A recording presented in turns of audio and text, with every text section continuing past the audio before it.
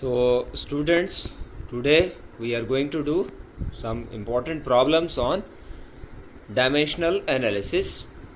The very first problem we are seeing here, find dimensions of a by b in the equation f equal to a under root x b t square. इस equation में हमें a by b का dimension बताना है। देखिए, हमने principal of homogeneity पढ़ा है। प्रिंसिपल ऑफ होमोजेनिटी ये बोलता है कि हम केवल उस इक्वेशन को डायमेंशनली करेक्ट मानेंगे जिसमें लेफ्ट हैंड साइड और राइट हैंड साइड का डायमेंशन सही हो। अब यहाँ पर लेफ्ट हैंड साइड को क्या है, f मतलब फोर्स, और राइट हैंड साइड को क्या है, a under root x plus b t square. तो यहाँ पर जो फोर्स का डायमेंशन है वही इन दोनों का डायमेंशन होना चाहिए। क्यों? क्योंकि प्रिंसिपल ऑफ होमोजेनिटी के according dimension of left hand side should be equal to dimension of right hand side. और दूसरी बात, क्योंकि इन दोनों को ऐड कर रखा है हमने a अंडर रूट एक्स और बी टी स्क्र, कोई भी फिजिकल क्वांटिटीज उनको हम ऐड या सब्ट्रैक्ट तभी कर सकते हैं अगर उनका डायमेंशन सेम हो। यहाँ पर a अंडर रूट एक्स और बी टी स्क्र को आपस में ऐड किया हुआ है, ऐसा इसलिए क्योंकि दोनों के डायमेंशन सेम है, अदरवाइज उनको ऐड या सब्ट्रैक्ट नहीं कर सकते। तो सॉल्यूशन हम कर रहे हैं। हमने क्या लिखा कि जो फोर्स का डायमेंशन है वही a अंडर रूट एक्स का है और वही बी टी स्क्र का है। ओके, तो यहाँ से देखिए b का डायमेंशन क्या आ गया, फोर्स का डायमेंशन बाई टी स्क्र का डायमेंशन। अब कुछ नहीं करना, फोर्स का डायमेंशन क्या है हम जानते हैं, mlt-2, और टी स्क्र के डायमेंशन हमने क्या लिख दिया, t2। तो इसकी वैल्यू क्या बन गई, mlt-4, t2 ऊपर चला गया तो कितना बन गया, mlt-4। इसको इक्वेशन 1 लिख दिया। ये किसका डायमेंशन है, b का। अब a के लिए हम क्या कर रहे हैं, a अंडर रूट एक्स को इक्वेट कर दिया फोर्स के डायमेंशन से। फोर्स का डायमेंशन कितना, mlt-2। तो यहाँ से a का डायमेंशन कितना, mlt-2 by under root x का डायमेंशन। देखिए, अंडर रूट एक्स का डायमेंशन नीचे, तो x का डायमेंशन वही जो लेंथ का है, मतलब l की पावर 1/2। तो ये ऊपर जाके क्या बन गया, देखिए ऊपर क्या है, l की पावर 1, नीचे क्या है, l की पावर 1/2। तो ऊपर l की पावर 1, नीचे l की पावर 1/2, तो ये कट के क्या बन गया, l की पावर 1/2, और t की पावर -2, तो ये पहले ही है। तो ये आ गया डायमेंशन a का। हमें बेसिकली a बाई b का डायमेंशन बताना था, तो ये a का है डायमेंशन और b का अभी हम निकाल चुके हैं। तो अब a को b से डिवाइड कर देंगे तो डायमेंशन क्या आ जाएगा, इसको इससे डिवाइड करेंगे, m से m कैंसिल हो गया, तो दिखने से क्लियर लग ही रहा है आपको। t की पावर -4 ऊपर जाके क्या बन जाएगा, t की पावर 4, 4 -2 +2, और ये l की पावर 1 है, ऊपर जाके l की पावर -1, तो ये क्या बन गया, l की पावर -1/2। ये डायमेंशन आ गया a बाई b का। ओके, नेक्स्ट क्वेश्चन क्या है, ये बहुत इंपॉर्टेंट क्वेश्चन है, कई बार पेपर में पूछ लिया जाता है। वांडर वाल इक्वेशन ऑफ ए गैस हमें दी हुई है कितनी, p plus a by v square into v minus b equal to RT। Okay, हमें क्या बताना है, determine dimension of a and b, hence write units of a and b। a और b की डायमेंशन हमें बतानी है और हमें ऐसा यूनिट बतानी है a और b की भी।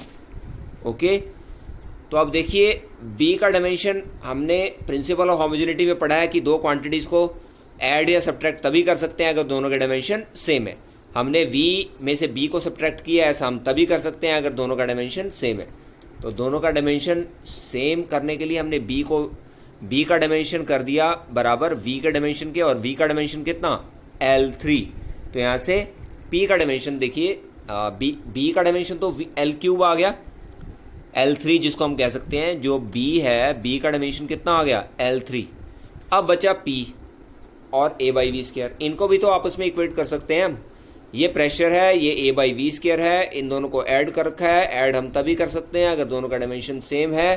तो p को हमने इक्वेट कर दिया, देखिए कि a बाई वी स्क्र के, p का dimension equal to a by v square का डायमेंशन। तो यहाँ से a का डायमेंशन कितना आ गया, p का डायमेंशन इंटू वी स्क्र का डायमेंशन।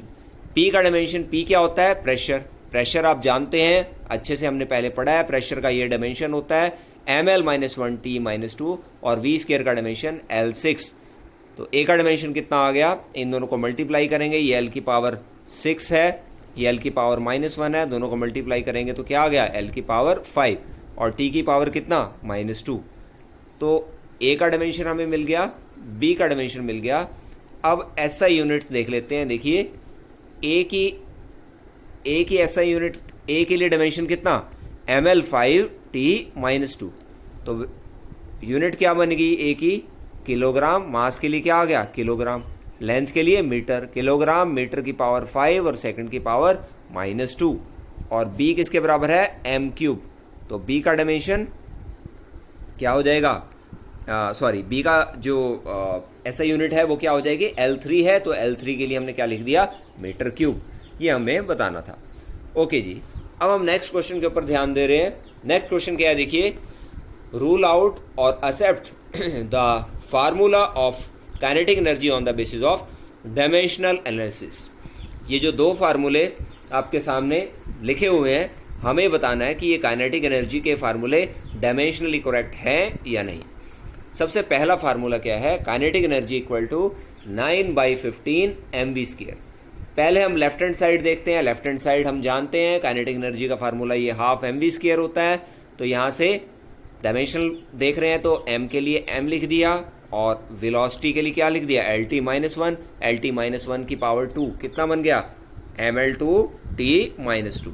अब राइट हैंड साइड देखिए, 9/15 mv²। अब 9/15 एक कांस्टेंट है, कांस्टेंट का कोई भी डायमेंशन नहीं होता, तो कांस्टेंट का डायमेंशन हमने नहीं लिखा। और mv², m के लिए कैपिटल M, वेलोसिटी के लिए LT-1 की पावर 2। तो ये कितना बन गया? ml2 T-2। ml2 T-2। अब देखिए लेफ्ट हैंड साइड का डायमेंशन कितना? ml2 T-2 और राइट हैंड साइड का डायमेंशन कितना? ml2 T-2। इसका मतलब जो फर्स्ट फार्मूला है 9/15 mv², ये फार्मूला डायमेंशनली करेक्ट है। देखिए वैसे तो हम जानते हैं कि ये formula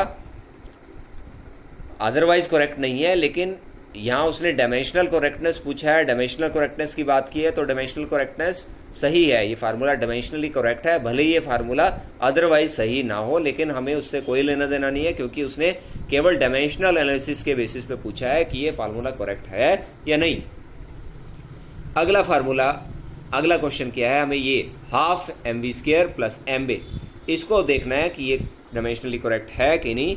again left hand side देखो कितनी? ½ mv² होता है, तो ये लेफ्ट हैंड साइड हमने काइनेटिक एनर्जी का डायमेंशनल फार्मूला ml2 T-2 लिखा। अब राइट हैंड साइड देखो, राइट हैंड साइड में क्या क्या चीज़ें हैं? ½ mv² और m + ma। तो ½ mv² के लिए क्या? ml2 T-2 और मास इंटू एक्सेलरेशन, m के लिए मास के लिए m और एक्सेलरेशन के लिए LT-2। अब ध्यान से देखो, ये दोनों अलग अलग हैं। ये है ml2 T-2 और ये है mlt-2। ये डायमेंशन सेम नहीं है और इनको इक्वेट कर रखा है। देखो ये ½ mv² की डायमेंशन तो ये है और मास इंटू एक्सेलरेशन ma का डायमेंशन ये है, तो दोनों के डायमेंशन अलग अलग आ रहे हैं।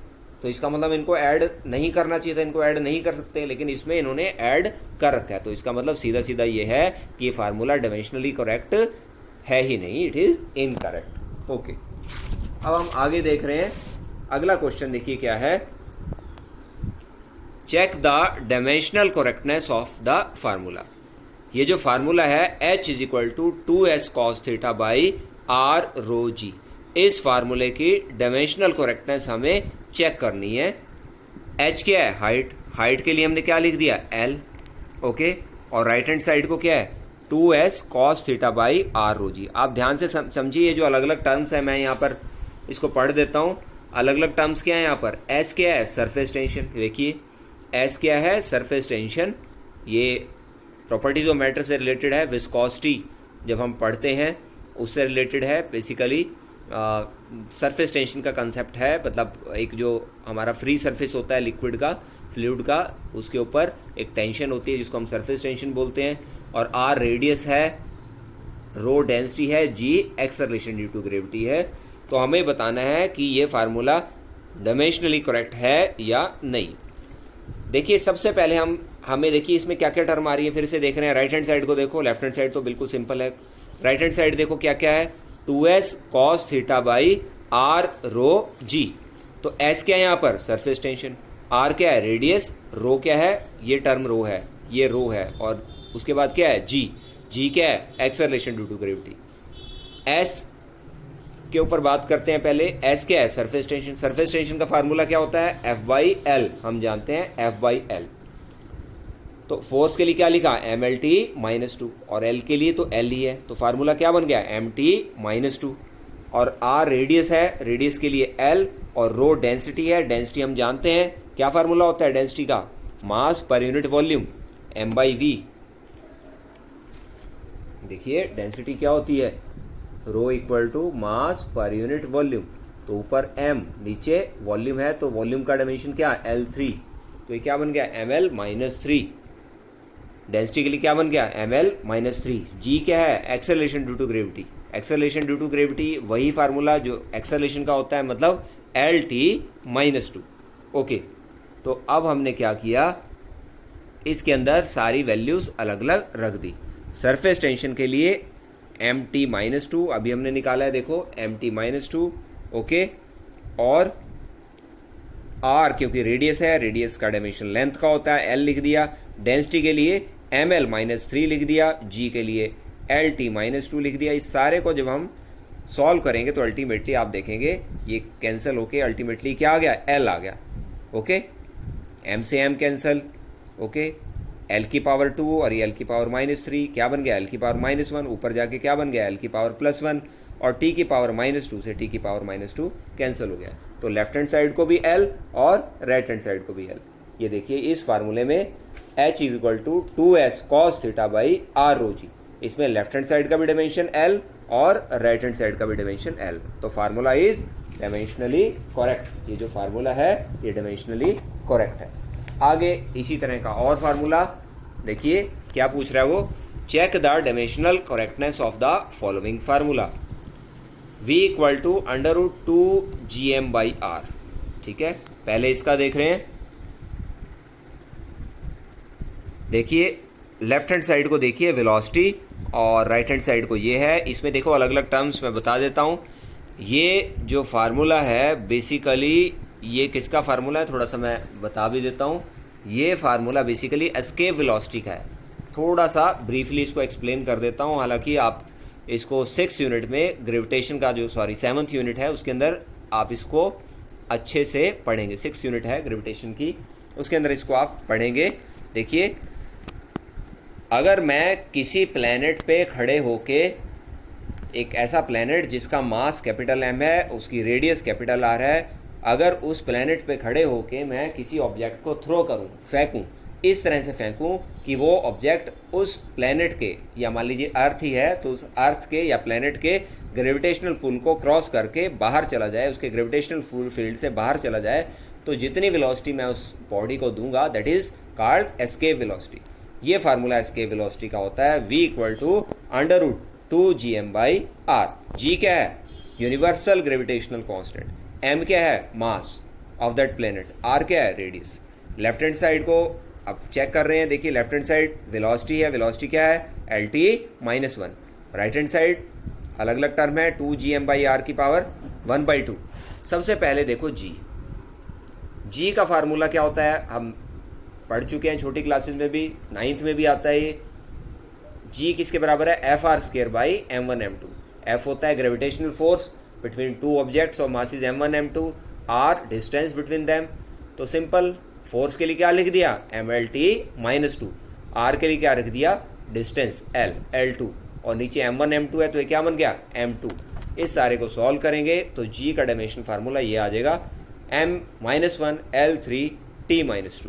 ओके, बस बाकी तो सिंपल है। g का डायमेंशन फार्मूला रखा, m का रखा, और रेडियस का लिए तो सिंपल l है। इस सारे को सॉल्व करेंगे तो अल्टीमेटली ये क्या आ गया, L2 t -2 की पावर 1/2। क्या वैल्यू आ गई, Lt -1।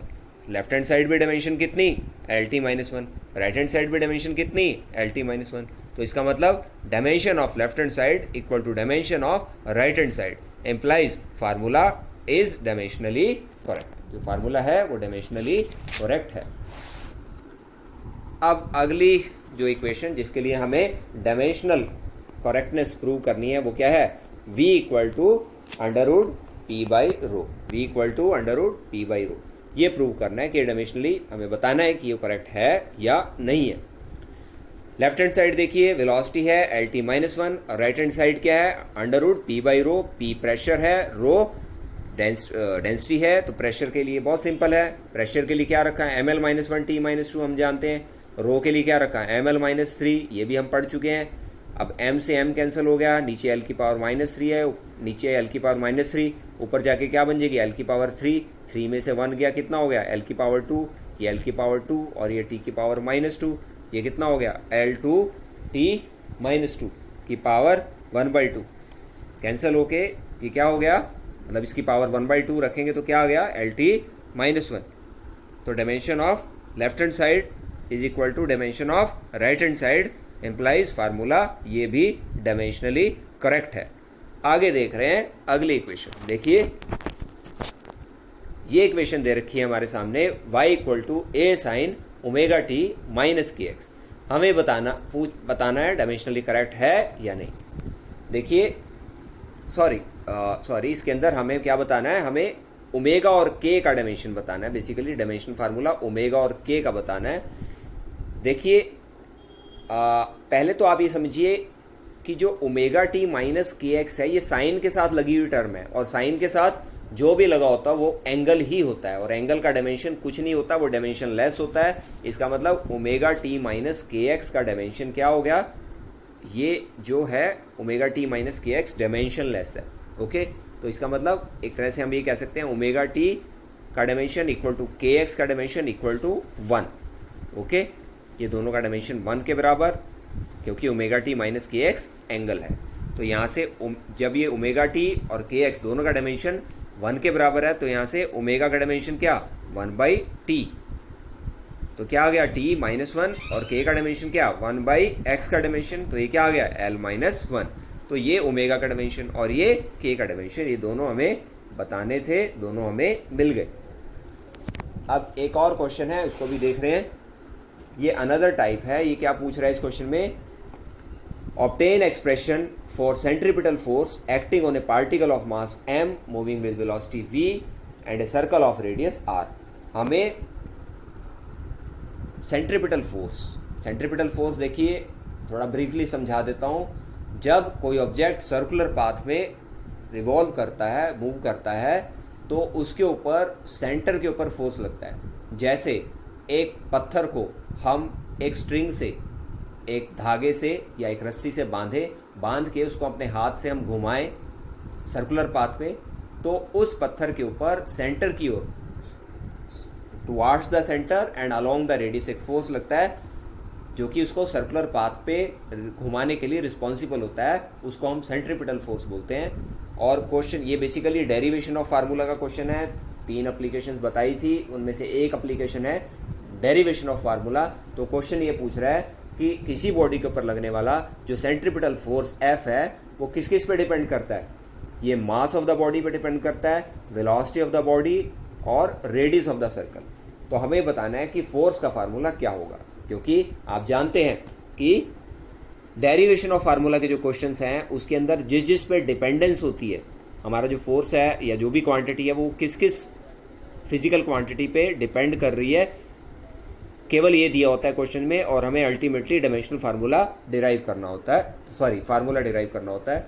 तो ये क्वेश्चन में दिया हुआ है कि फोर्स इन 3 फैक्टर्स पे डिपेंड कर रहा है, किस पे, मास पे, वेलोसिटी पे, रेडियस पे। तो हमने क्या लिख दिया, force is directly proportional to m की पावर a, वेलोसिटी की पावर b, r की पावर c।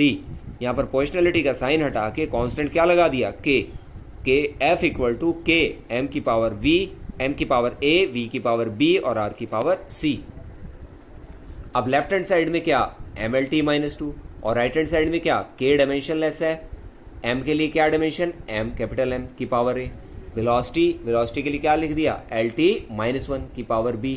रेडियस के लिए क्या लिख दिया, l की पावर c। अब राइट हैंड साइड देखिए, m की पावर a, एल की पावर बी प्लस सी और टी की पावर माइनस बी। दिख ही रहा है क्लियर आपको, एल की पावर यहाँ बी है, यहाँ एल की पावर सी है, तो एल की पावर बी प्लस सी हो गया, ये टी की पावर माइनस बी। ओके, यहाँ लेफ्ट हैंड साइड को वही है M L T minus two, तो कुछ नहीं करना, left hand side right hand side dimension equate कर देंगे। ए कितना 1, बी प्लस सी कितना 1 और माइनस बी कितना -2, माइनस बी -2 के बराबर है, तो बी कितना आ गया 2, बी की वैल्यू इसमें रख देंगे 2 प्लस सी 1, तो सी कितना आ गया -1। तीनों वैल्यूज मुझे मिल गई, ए तो 1 है ही है, देखो ए की वैल्यू तो 1 है ही है, तो हमें तीनों वैल्यूज मिल गई, ए 1 बी 2 और सी की वैल्यू -1। अब कुछ नहीं करना, ए बी सी इन तीनों की वैल्यूज इस इक्वेशन 1 में, ये वाली जो इक्वेशन है यहाँ हम पुटअप करेंगे। ए की वैल्यू कितनी आई 1, बी 2, सी -1, पुटअप करेंगे तो क्या आ गया एफ इक्वल टू के m1 m की पावर 1 v की पावर 2 और r की पावर -1, तो ये क्या आ गया k m v square by r. ये फार्मूला बेसिकली बन गया। यहाँ तक भी अगर आप लिख के छोड़ देंगे तो आपका क्वेश्चन, आपका जो सोल्यूशन है वो सही माना जाएगा। अब के एक कांस्टेंट है, क्योंकि कांस्टेंट की जो वैल्यू है वो हम डायमेंशनल एनालिसिस की सहायता से नहीं बता सकते, तो ये वैल्यू बेसिकली हमें पता होनी चाहिए। और के की वैल्यू, क्योंकि हम जानते हैं ये फार्मूले में m v square by r आता है, कोई अलग से कोई और टर्म नहीं आती, तो के की वैल्यू हम अपने नॉलेज के आधार पर, आप नहीं भी पुटअप करेंगे तब भी आपका काम चलेगा, अपनी नॉलेज के आधार पर हम जानते हैं कि के की वैल्यू यहाँ 1 होती है, तो 1 रख के ultimately formula for centripetal force क्या बन गया m v square by r. यही हमें बताना था। So I think these problems are clear to you. Thank you.